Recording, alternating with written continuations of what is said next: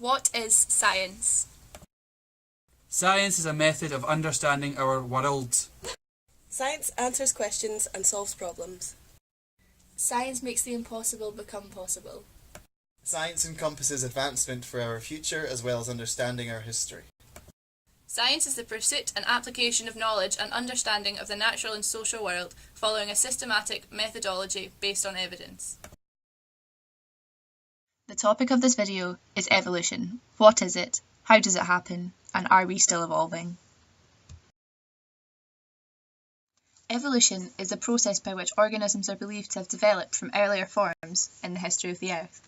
For example, it is the process by which apes became humans, explaining why we are so closely related today. So what causes evolution? There are many contributing factors to the process of evolution. Here we will focus on the two main mechanisms, mutation and natural selection. Mutation is a permanent change in DNA. If this change is helpful, the trait will be carried on through a process called natural selection. Natural selection, or survival of the fittest, occurs when different traits are present within a species. Those with favourable traits will be more likely to survive and reproduce. For example, giraffes with longer necks are able to reach food more easily and therefore have a higher chance of surviving and producing babies. Humankind are still evolving. Here are 4 examples proving this theory. Historically, humans could not digest the lactose in milk after breastfeeding, but when we started farming cattle, drinking milk became advantageous. Those with a mutation that allowed lactose digestion were able to survive better and therefore reproduce. Today, more than 95% of Northern European descendants carry the mutated gene that allows milk digestion.